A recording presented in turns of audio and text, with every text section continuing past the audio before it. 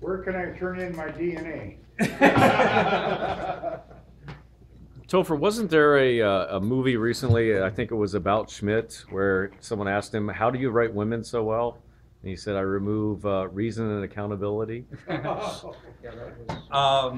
was a Jack Nicholson line. That was a Nicholson line. Which I think is actually very sad. I look at, there's a great speech online by a writer named Joss Whedon, and who talks about, who has been known for writing very, very strong female characters.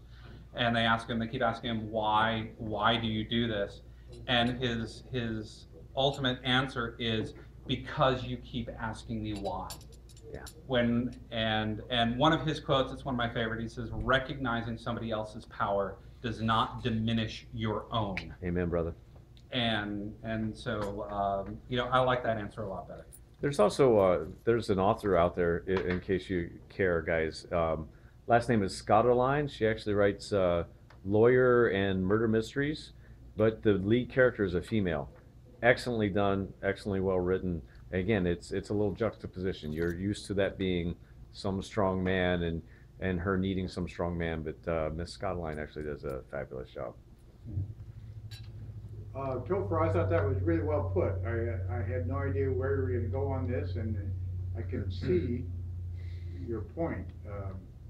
And if we would have to concentrate on the definitions of our roles, but if you had to talk about, if you just concentrated on communication, we still communicate the two sexes very differently. The roles is what you talked about, I think, but I think communication is another thing that we sometimes bang our heads against. I think we skew differently, and it's not as different as we think. Now, some of that is generational. As you grow up, you're taught to communicate a certain way. And if you look at how people naturally communicate, it really kind of, again, runs that bell curve. It's not a lot of differences. Now, generationally, some folks grew up and suppressed women. Women were taught to communicate a certain way, men were taught to communicate a certain way, and they were very, very different. That is not naturally occurring per se. There may be a certain amount of skew. The important thing to remember is that when you are dealing with an individual person, that person may be anywhere on that bell curve. The danger that we run into is not when we say, hey, as a rule, women are kind of looking for this and men are kind of looking for this. And that's especially true in the cultural environment in which we live. The danger is when it turns into, I'm a man, I have to communicate this way, or I can't communicate this. You're a woman, you have to or must or can't communicate that. That's where always recognizing that individual that you're talking to exists somewhere in that bell curve, and frankly, it may be to the left or to the right of you, and getting to know them really and how they communicate is critically important. I think that our kids especially are growing up in an environment where that culture of how you communicate based on gender is really falling apart, and it's not there. And I think that the idea, as they get older, and I see it in my kids, the idea that I'm a man, I communicate a certain way, and you're a woman, you communicate a certain way, is completely foreign to them. That to them, it's very individual. It has very little to do with gender.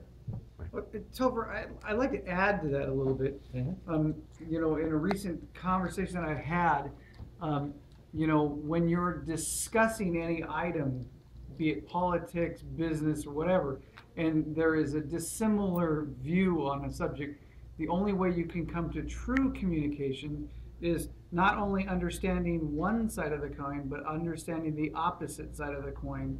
And in that way, you can get to that point where that communication piece becomes something that you can be on level playing field, if you will.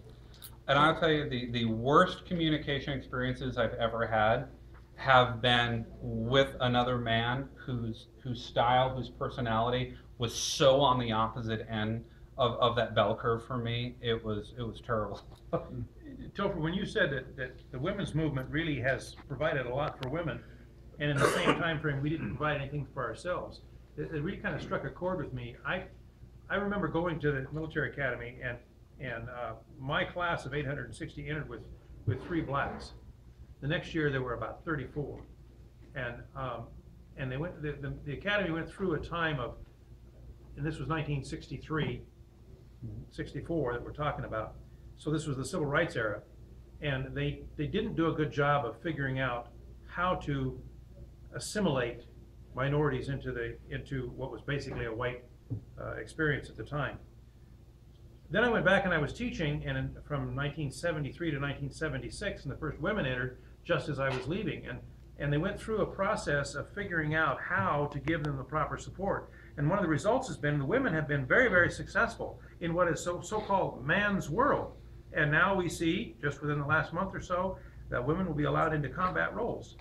And I think it's absolutely right if they are physically and mentally capable of it, but that's the same of a man. He has to be physically and mentally capable of it. And we haven't stopped and looked at it and said, well, maybe some men shouldn't be there. Thank you. I actually did hear that said by at least one senator, and I forget who actually brought that up. But Bob, that is somewhat societal though, because if you look at other countries, women have served in combat. So it's something that is not a world phenomenon. It's something that's more They're societal enculturated. These for other us. countries have enculturated, and they have more than just a recent history of doing it. They're going back 30, 50, 100 years. Yeah. You know, Topher, one of the key things you said is about adapting, and adapting to the world around us. And without hyping myself so much, most of you know that I've been raising a little girl the last several years who's not emotionally connected with her mother. She refers to me as daddy, mommy. And, you know, maybe some macho guy wouldn't want to be called daddy, mommy, just daddy. And I'm thinking to myself, and just when she was in tears the other night when we were having dinner and she's talking about the situation she's in now, how honored I am to be able to adapt to the necessity of this individual and not be absolutely locked into, I have a gender requirement which means that I have to be this, this, and this, and it's mommy's job to do this, this, and that.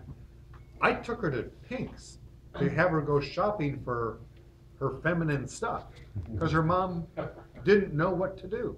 Now, I didn't take her shopping. I said the little sales clerk, you do this, I'm gonna be over there, my credit card will be ready when you're ready. But that's part of, again, the adaptation. You're hitting it on the head also with masonry. We have to have discussions like this to keep that kernel alive of what it is that we can be, and not the same old, same old. Jim? Last minute.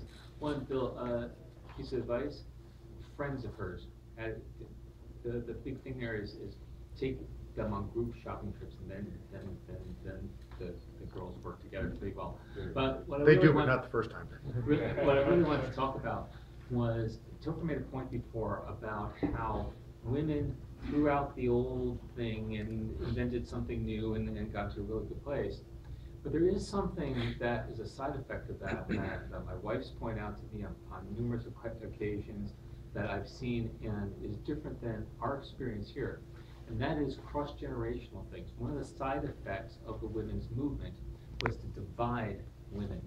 And there are groups of women who are still very much the sewing circle quilting type folks, and they're the women who are the program managers and and even the ones that are stay-at-home housewives have a completely different experience than some of the other ones. And so there's a huge gap there that men don't have. And I don't know if that's because we haven't done the reinventing thing, or because it's happening as the Renaissance, as you're saying, the different processes going on here.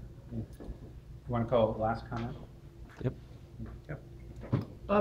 You know, the one thing I would like to add is, you know, as a Freemason, you know, where we can most affect change is like our worshipful brothers pointed out tonight, is in the younger generations as we bring them up. So in one of the things that I'd like to encourage is that you get involved with the youth organizations. I'd like to thank the brother for being in Job's Daughters.